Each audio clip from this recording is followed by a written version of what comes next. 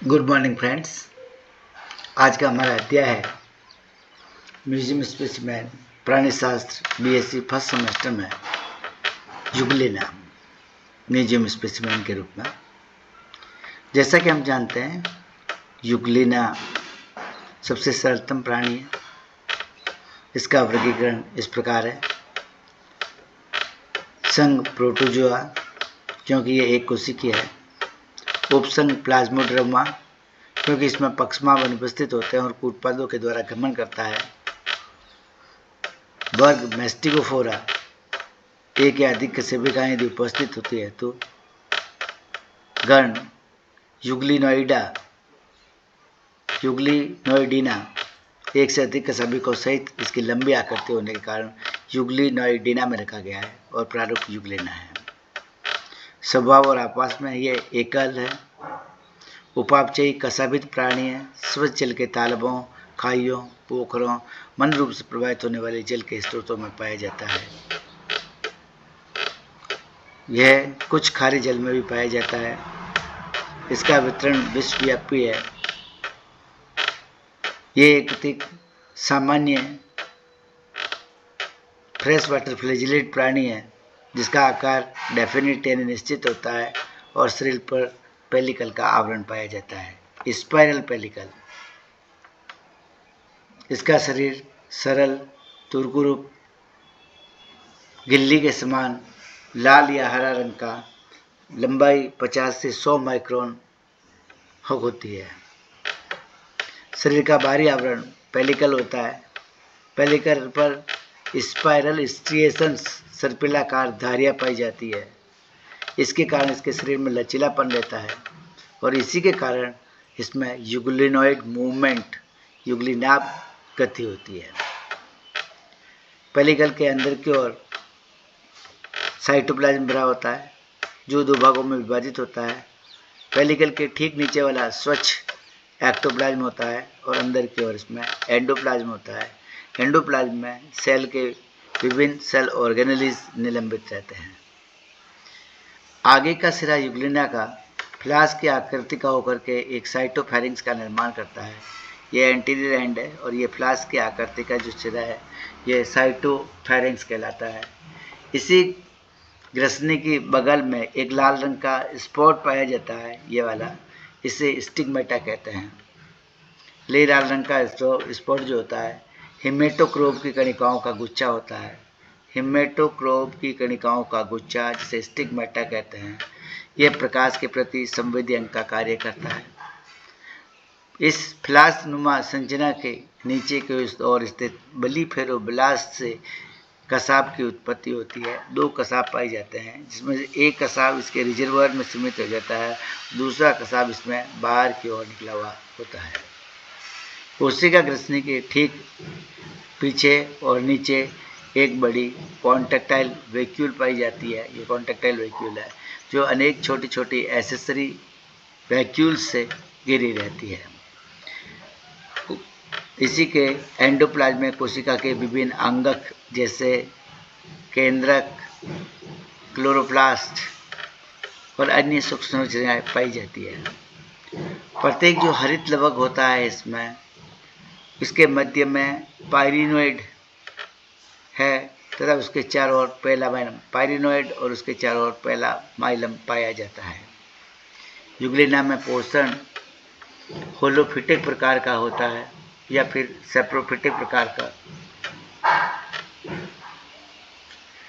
इसमें reproduction longitudinal binary fission के माध्यम से होता है।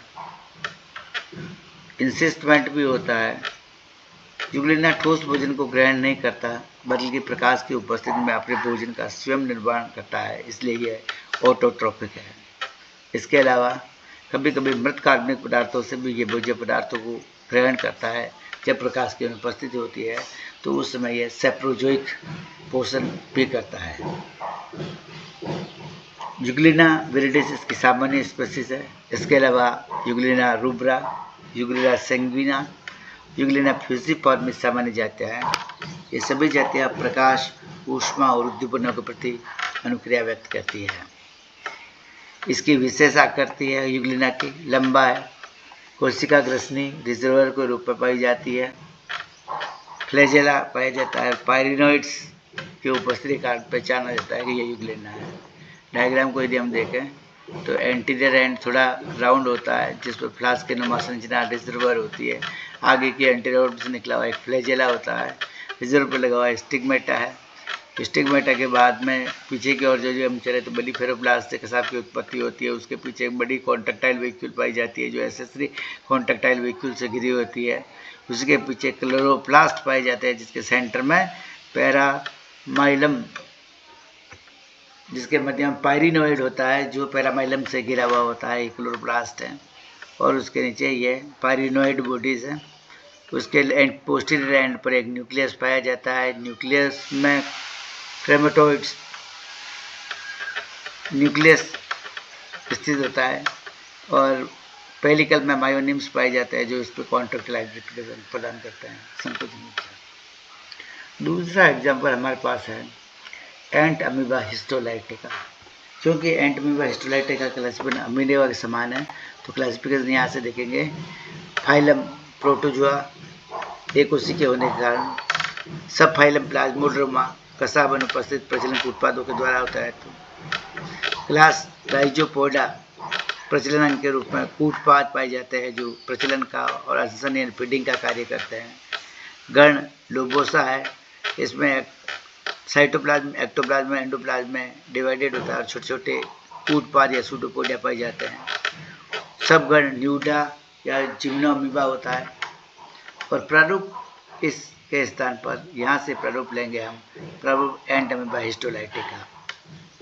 यदि हम देखें तो आवास स्वभाव में एंट अमीबा हिस्टोलाइटिका जंतुओं के उत्तकों पर आक्रमण करने वाला पैरासाइट है। मनुष्य की बड़ी आंत की म्यूकस या सब म्यूकस में एंडोपैरासाइट के रूप में रहता है जो रोग उत्पन्न करता है। इसका वितरण उष्ण कटिबंध और उप कटिबंधीय सभी प्रदेशों में सामान्य रूप से पाया जाता है। यह मैक्सिको, चीन, भारत और दक्षिण अमेरिका में विशेष रूप से फैला होता है। वयस्क और बच्चे दोनों इसके संक्रमण के प्रति सेंसिटिव होते हैं। इस परजीवी की 3 अवस्थाएं होती है। पहली अवस्था ट्रोफोजोइड कहलाती है जो वयस्क अवस्था और इन्फेक्टिव स्टेज भी है। दूसरी अवस्था प्रीसिस्टिक फेज होती है जिसमें सिस्ट निर्माण से पहले की अवस्था है। और तीसरी अवस्था सिस्टिक फेज है जिसमें इसके ऊपर सिस्ट बन जाती है। पहली जो ट्रोफोजोइड अवस्था होती है वो पैथोजेनिक है, इसके कारण रोग उत्पन्न होता है। ट्रोफोजोइड अवस्था को यदि हम देखें तो ये फीडिंग स्टेज है। जब फीडिंग करती है तो ग्रोथ भी करेगी। ये अनशनकारी और वृद्धि करती हुई प्रावस्था है, गोलाकार होती है, 18 से 20 म्यू की होती है ये वाली। और इसके साइटोप्लाज्म में इंडस्ट्रीज रेड कार्पुसल्स की बॉडी देखी जा सकती है।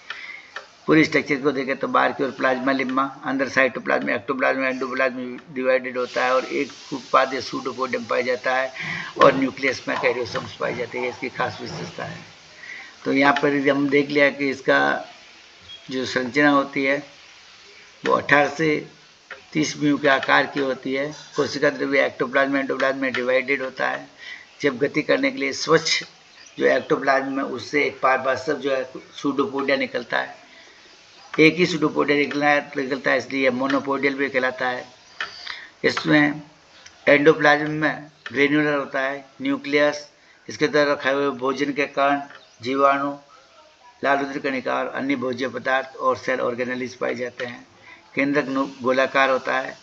केंद्र के अंदर की सतह पर क्रोमेटिन कणिकाएं बिखरी हुई रहती है। तो केंद्र के बीचों बीच छोटी छोटी कैरियोसोम्स, केंद्र के बीचों बीच कैरियोसोम उपस्थित होती है। माइटोकॉन्ड्रिया का अभाव होता है। एंडोप्लाज्मिक रेटिकुलम में सब्सोन एंजाइम की उपस्थिति का पाया जाना इसका विशेष लक्षण है। यह होलो प्राणी समान है, पोषण ग्रहण करता है इसलिए होलोजोइक पोषण है और सिंपल बाइनरी फिशन के माध्यम से विभाजित होकर के इसकी संख्या में वृद्धि करता है या जन्म करता है। दूसरी अवस्था इसकी प्रीसिस्टिक स्टेज कहलाती है। इस अवस्था में इसका परिणाम आकार में छोटा हो जाता है। सूडोपोडियम भी ब्लंट हो जाता है। केंद्रक में पोषण अवस्था की बाती होती है और अंतःद्रव्य में लालुद्र कणिकाओं के कणों का अभाव हो जाता है। तो ये प्रीसिस्टिक स्टेज है। इसमें ये जो बड़ा आकार का था ट्रोफोजिट स्टेज थी, एंड में वो घटकर छोटे आकार की हो जाती है, तो इसको हम क्या कहते हैं, प्रीसिस्टिक स्टेज कहते हैं। इसके साइटोप्लाज्म में निलंबित भोज्य कण और जालूसी कणिकाएं नहीं पाई जाती, आकार में छोटा हो जाता है। प्रीसिस्टिक अवस्था के बाद में सिस्टिक अवस्था आती है। इसमें इस पूरे के पूरे जंतु के चारों ओर एक सिस्ट का निर्माण हो जाता है, इंसिस्टमेंट हो जाता है, और जब सिस्ट बन जाती है तो ये आकार में गोल हो जाती है। इसका केंद्रक विभाजित होकर के एक से केंद्र की संख्या 2 बना देता है, तो इसको द्विकेंद्र की सिस्ट कहते हैं, बाई न्यूक्लिएट सिस्ट। जब इसी केंद्र की संख्या 2 से बढ़कर के 4 हो जाती है तो इसे टेट्रा न्यूक्लियर सिस्ट कहते हैं। तो इसमें पहले है mono nuclear cyst, by nuclear cyst और टेट्रा न्यूक्लियर सिस्ट जो इसमें बन जाती है। इसके अलावा इसके साइटोप्लाज्म में क्रोमेटॉइड बॉडीज देखने को मिलती है, जिनके बीच बीच में ग्लाइकोजन वैक्यूल्स उपस्थित होती है। टेट्रा न्यूक्लियर सिस्ट जो है वापस इसकी इन्फेक्टिव से मानी जाती है। Pathogenesis Entamoeba histolytica, amoebiasis, amoebic dysentery और हेपेटिक अमीबियासिस प्रकार के रोग उत्पन्न करती है। अमीबियासिस में अमीबा का इन्फेक्शन हो जाता है, विभिन्न प्रकार के लक्षण उत्पन्न होते हैं। अमीबिया पेचिस में आंत के अंदर जो विगलाइज होते हैं उसके पेरिटोनियम में घाव बन जाता है, जिससे रोगी को दस्त लग जाती है और रुधिर के साथ में म्यूकस भी आने लगती है। हेपेटिक अमीबियासिस होता है तो इस रोग की अमीबिया हेपेटाइटिस भी कहते हैं। इस रोग में यकृत में फोड़ा हो जाता है, जवर, पीलिया और कमजोरी आ जाती है। फुफ्फुसी अमीबियासिस भी होती है, पल्मोनरी अमीबियासिस। इसमें अमीबा का इन्फेक्शन लंग्स में होता है और लंग्स में फोड़ा बन जाता है। इसको इन्फेक्शन कंट्रोल करने के लिए कंटामिनेटेड फूड पार्टिकल्स है या जो पेय पदार्थ है उनको नहीं लेना चाहिए। इसके उपचार के लिए मेट्रोनिडाजोल, एरिथ्रोमाइसिन, टेरामाइसिन आदि जो एंटीबायोटिक्स है उनका प्रयोग किया जा सकता है। धन्यवाद। जय हिंद, जय भारत। ये आपको प्रैक्टिकल फाइल का बीएससी फर्स्ट सेमेस्टर के पहले 2 एग्जाम्पल हमारे सिलेबस में म्यूजियम स्पेसिफिक के रूप में यूग्लिना और एंटीमीबा है, जिसका अध्ययन करा दिया गया है। आप इन्हें वीडियो को देख करके आप अच्छे से चित्र बनाएं, वर्गीकरण लिखें और उसके कमेंट्स लिख करके आप अपनी प्राणिशास्त्र प्रायोगिक की फाइल तैयार कर सकते हैं। धन्यवाद।